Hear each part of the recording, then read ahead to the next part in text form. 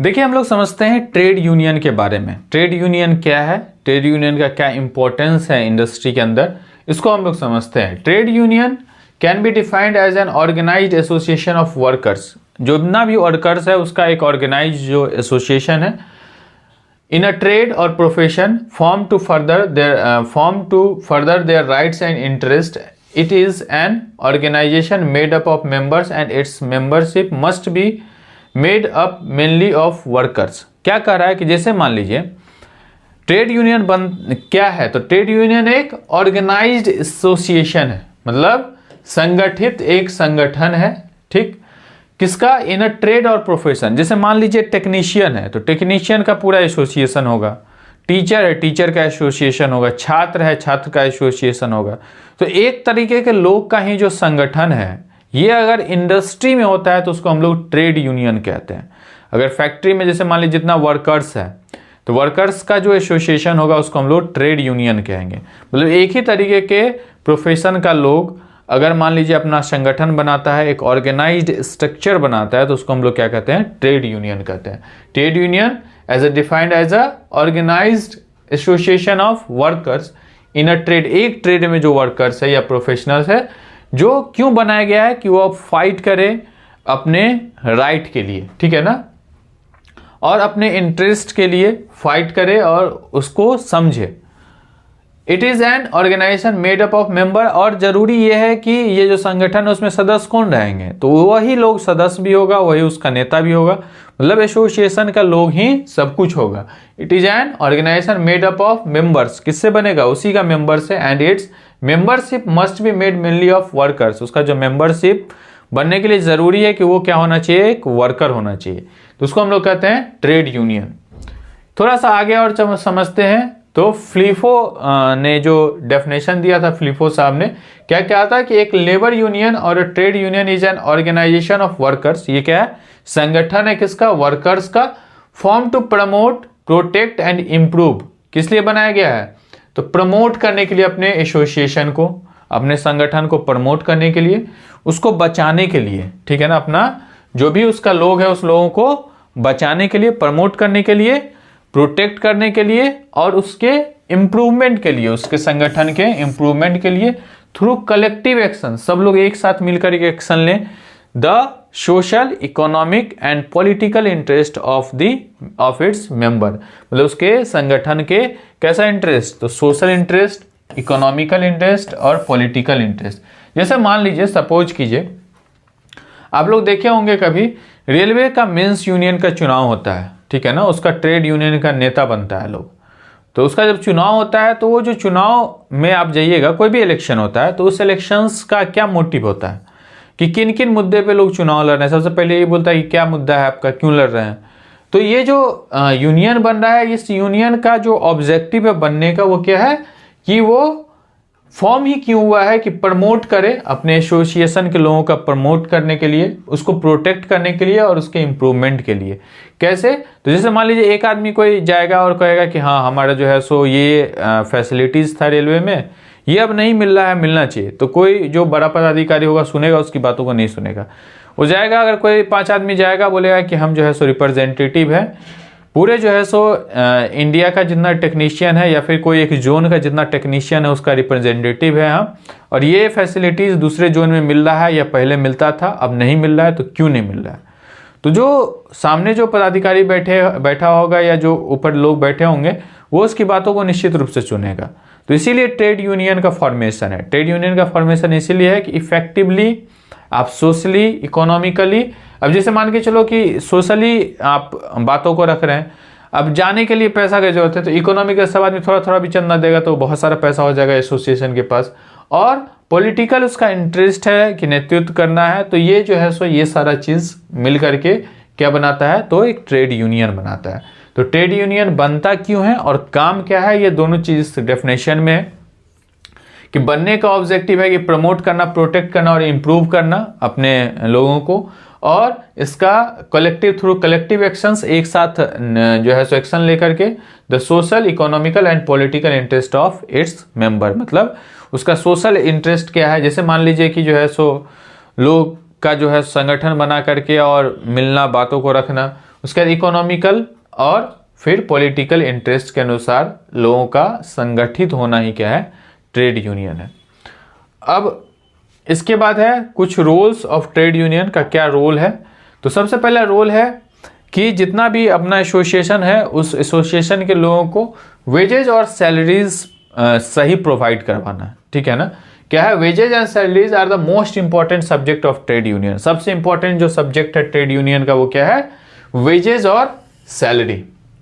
दूसरा, in the industry, organise industry, wages and benefits are determined through process such as collective bargaining, wage board, conciliation and एडजुक्शंस।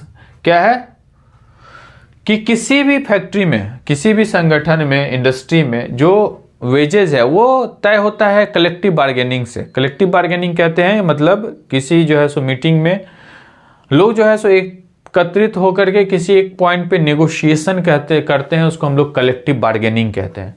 तो collective bargaining से ही तय होता है wages या salary, ठीक। तो ट्रेड यूनियन की मदद से हम लोग कलेक्टिव बार्गेनिंग कर सकते हैं।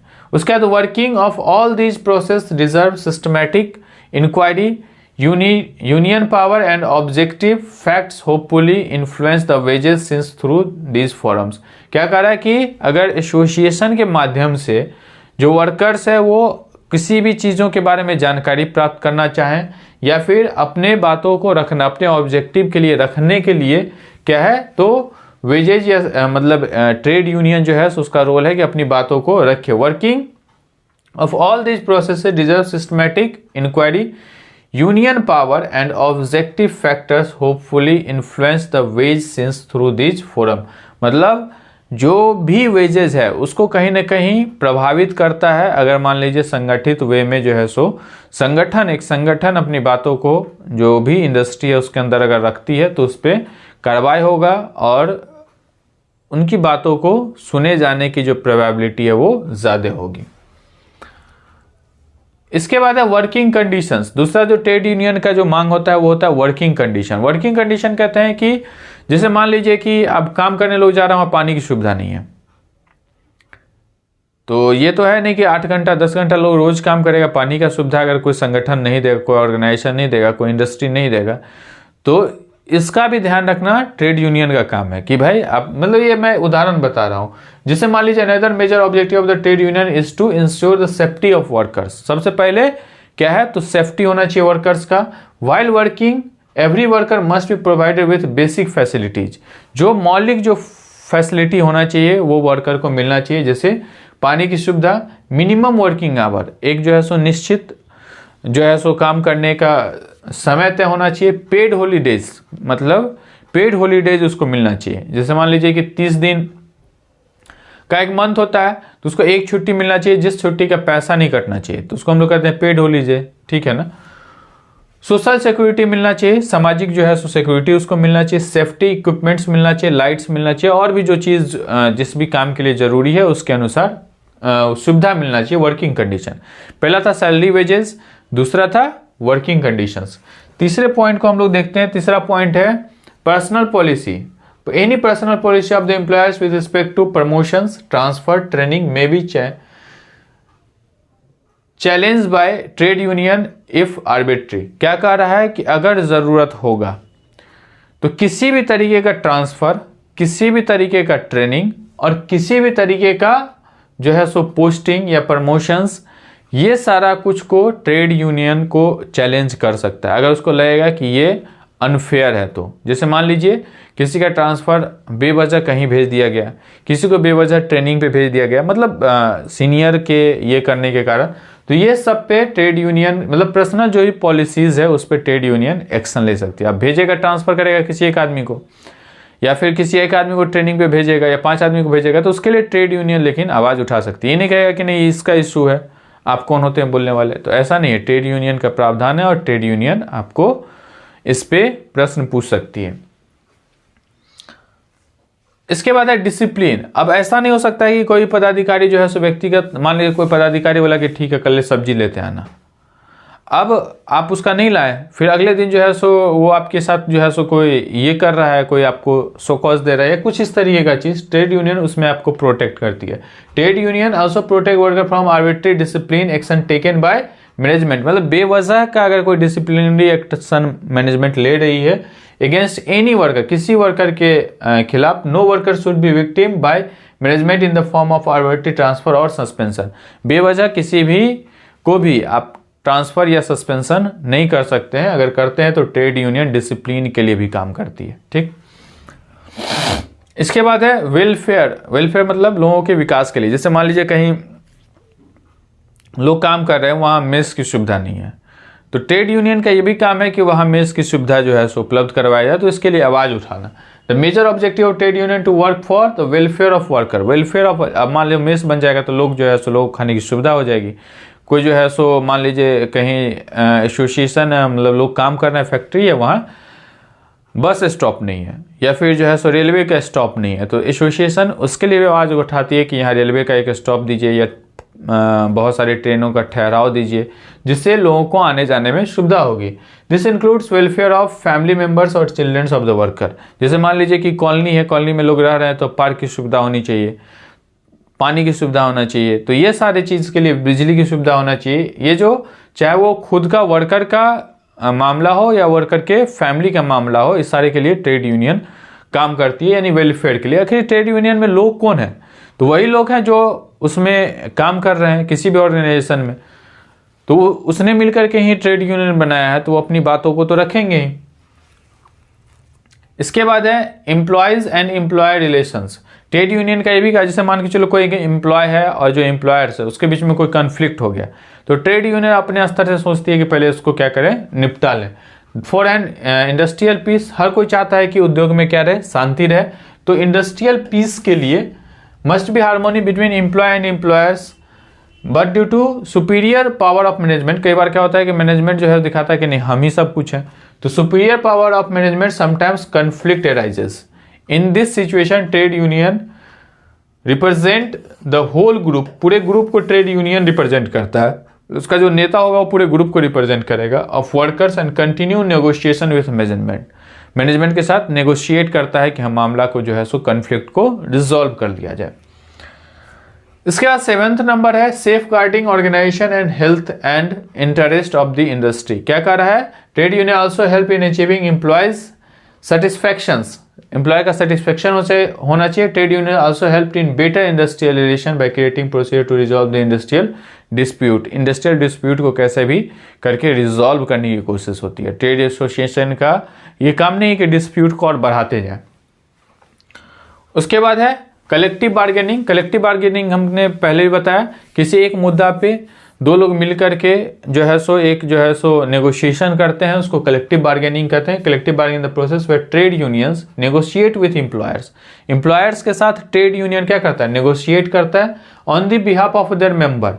जैसे 500 लोगों का एक समूह है, तो 500 लोग एक साथ जो है मैनेजमेंट से नहीं बात करेगा, तो 500 लोगों का जो रिप्रेजेंटेटिव होगा वो बात करेगा एम्प्लॉयर से और फिर नेगोशिएट करेगा, वो 500 लोगों को रिप्रेजेंट कर रहा है on the behalf of their members to establish fair working condition and wages. मतलब एक अच्छा वर्किंग कंडीशन हो और अच्छा क्या हो, वेजेस हो, तो इसको हम लोग कहते हैं कलेक्टिव बार्गेनिंग। इसके बाद जो है सो roles of trade union participation in management. Management में क्या रोल्स है इसका? तो ट्रेड यूनियन जो है participate in management involves actively engaging to discussing and negotiation with employers on the behalf of his member. अपने मेंबर के बिहाफ पे एम्प्लॉयर्स के साथ वो डिस्कशन करता है। Primarily focused on improving working condition, जिसका मुख्य उद्देश्य मतलब प्राथमिक रूप से जो उद्देश्य है वो क्या है कि इम्प्रूव करना। किसको इम्प्रूव करना? तो वर्किंग कंडीशंस को, वेजेस ठीक करना कि वेजेस सही हो, जो बेनिफिट जो सुविधा मिल रहा है, चाहे वो इंश्योरेंस का सुविधा मिल रहा हो या फिर किसी तरीके का जो रिम्बर्समेंट उसको मिलना चाहिए। उसके बाद ओवरऑल वर्क प्लेस का पॉलिसी में बदलाव होना चाहिए। उसके बाद acting as a voice of employees. एक तरीके का ट्रेड यूनियन क्या है? आवाज़ है। किसका आवाज़ है? तो एम्प्लॉयज का। On significance business decisions and contributing to a more constructive and collaborative work environment. मतलब कंस्ट्रक्टिव वर्क इन्वायरमेंट बनाए और कोलैबोरेटिव वर्क इन्वायरमेंट बनाए through collective bargaining and consultation process. काहे से? तो कलेक्टिव बार्गेनिंग करके और जो कंसल्टेशन है उसको करके एक जो है सो अच्छा इन्वायरमेंट बनाए। यही रोल है ट्रेड यूनियन का, किसमें? तो मैनेजमेंट में। तो ट्रेड यूनियन का मैनेजमेंट में क्या रोल है इसको हम लोगों ने समझा। तो इतना यहाँ पे जो है सो इतना तक हम लोगों ने सीखा है। अब अगले क्लास से हम लोग सीखेंगे ऑर्गेनाइजेशन बिहेवियर के बारे में, ठीक है ना। नेक्स्ट जो हम लोग सीखेंगे वो क्या सीखेंगे? ऑर्गेनाइजेशन बिहेवियर के बारे में। Okay, thank you.